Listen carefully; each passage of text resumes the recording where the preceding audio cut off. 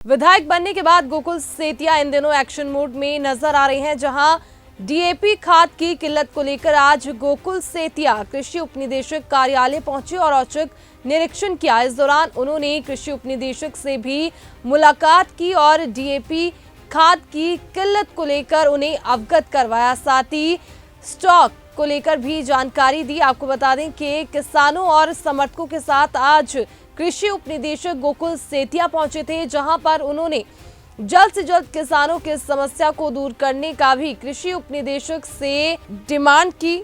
गोकुल सेतिया ने कहा कि यदि 1-2 दिन में स्थितियां नहीं सुधरी तो वे लोकायुक्त और संबंधित मंत्रालय तक अपनी बात रखेंगे। स्थिति को देखते हुए पुलिस प्रशासन द्वारा कृषि विभाग कार्यालय के सभी रास्तों पर भारी संख्या व पुलिस बल भी तैनात किया गया था।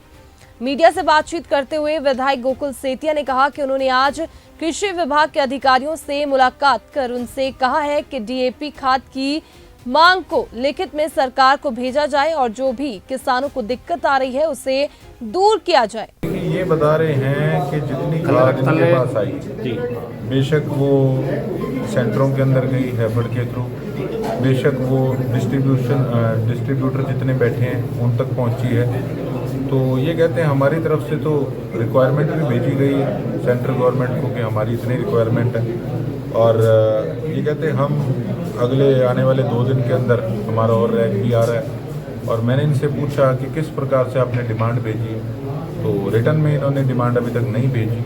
रिटर्न के अंदर हमने यही कहा है कि आप रिटर्न में डिमांड भेजिए, हमारे किसान लाइनों में खड़े हैं तो पहले उसकी पूर्ति की जाए, और जो भी इसके ऊपर जहाँ डिस्ट्रीब्यूटर्स के पास होती है तो उस पर फ्लाइंग हमारी मांग थी, लेकिन आज इन्होंने लेटर दिखाया कि डीसी साहब ने इस पर फ्लाइंग भी अपनी एक अपॉइंट कर दी है और इसको डिस्ट्रीब्यूट ओपन तरीके से किया जाए, किसानों को बिठाकर वहाँ डिस्ट्रीब्यूशन हो, क्योंकि इसके अंदर धांधली की बड़ी शिकायतें जो है वो सुनने को मिलती है। इसीलिए फ्लाइंग का भी यही काम है कि फ्लाइंग का नंबर हमने सार्वजनिक किया है।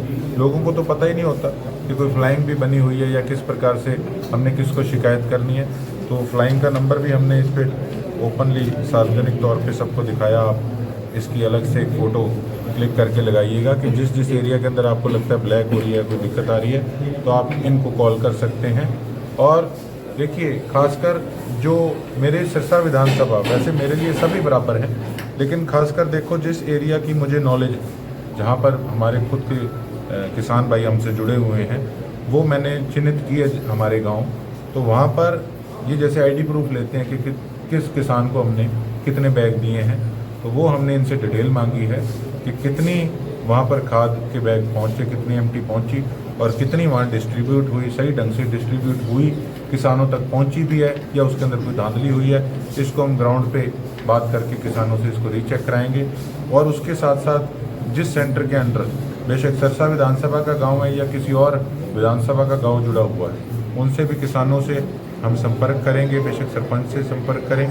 क्या बताइए कि ये किसान क्या इतने बैग यहाँ से लेकर गए हुए हैं, तो उसमें चीज़ें जो है वो स्पष्ट हो जाएंगी कि कहीं किसी प्रकार की दिक्कत नहीं चल रही। जब जितनी एमटी जिस सेंटर पे खाद पहुँचे तो वो सही ढंग से डिस्ट्रीब्यूट होनी चाहिए, ना कि इधर उधर निकलनी चाहिए ब्लैक। एक बात आ रही थी, जो किसान कई आरोप लगा रहे थे कि पंजाब के जो किसान हैं वो यहाँ से खाद लेकर के जा रहे हैं आधार कार्ड के जरिए। देखिए, बिल्कुल यही बातें जो सुनने में आई, इसीलिए स्टॉक किया जा रहा है, इसीलिए फ्लाइंग जो है ये डीसी साहब ने बनाई है। ये एक अच्छा स्टेप लिया गया है और इसको अब जो हमारे गांव के जो हमारे सेंटर हैं वहाँ पे कितनी पहुँची उनको हम खुद रीचेक करेंगे। एक ओटीपी को लेकर के भी चल रहा था कि जो ओटीपी है वो अब नहीं आएगा, वो देर रात जो ओटीपी आता है वो भी किसानों ने उस चीज़ को भी कंप्लेंट किया है कि उसको बंद किया जाए। किसानों ने यही बात कही है और टेक्निकली बड़ी चीज़ें होती है। देखो, हर डिपार्टमेंट का एक गंभीरता से जो है टेक्निकली चीज़ें होती हैं, और मैं भी अभी सारी चीज़ों की दिन रात जानकारियाँ ले रहा हूँ, और उसके साथ साथ मुझे कोई किसी प्रकार की संकोच नहीं है। हमारे साथ एडवोकेट से लेके सीए से लेके टेक्निकली जो कोई रिटायर्ड उसी महकमे के ऑफिसर्स हैं जो हमारे ट्रस्टवर्दी हैं, उनसे लेकर और उसके साथ साथ जो धरातल पर हमारे लोग जुड़े हुए हैं उनको हम साथ लेकर सारी चीज़ें आने वाले समय के अंदर भी ऑफिसर्स को लोगों के बीच में बिठाकर उन चीज़ों को डिटेल लेंगे, उस पर जो भी हम स्टेप्स उठा सकते हैं उनको क्लैरिफाई करने के लिए हम वो उठाएंगे। और जिस प्रकार से भी आईपीसी सेक्शन 21 के अंडर ये जो भी पब्लिक सर्वेंट है उनकी ड्यूटी बनती है कि वो लोगों का काम करें, उनको सेटिस्फाई करें, और अगर किसी प्रकार की कोई प्रॉब्लम वहाँ पर दिखती है या कोई उनकी गलती दिखती है तो उसकी लोकायुक्त के अंदर शिकायत की जाएगी। अब 2 दिन बाद जो रैक आएगा, आप जनता को आश्वस्त करते हैं कि अब किसानों को पर्याप्त मात्रा में डीएपी मिलेगी। इसीलिए मैं यहाँ पहुँचा हूँ, इसी कारण से मैं चाहता हूँ कि सारी चीज़ें सार्वजनिक होनी चाहिए।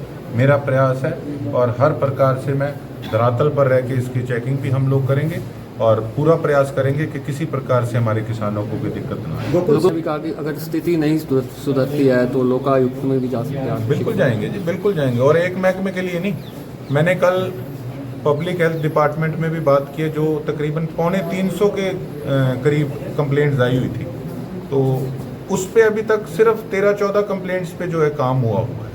और मैं जो कंसर्न्ड मिनिस्ट्री है उनको भी एप्लीकेशन लगाऊंगा कि जहां एक्सीएन, एसडीओ और जेईस की कमी आ रही है उनको पहले तो वहां नियुक्त किया जाए, और उसके बाद देखो जो भी नॉन सीरियस ऑफिसर काम को लेगा उसको बेशक हम वहां पर प्रिविलेज में उठाएं विधानसभा के अंदर, बेशक लोकायुक्त में जाएं या किसी प्रकार से उस महकमे के हम बड़े ऑफिसर या मिनिस्टर को उसकी कंप्लेंट करें, किसी प्रकार से हम लोग उसमें गुरेज नहीं करेंगे।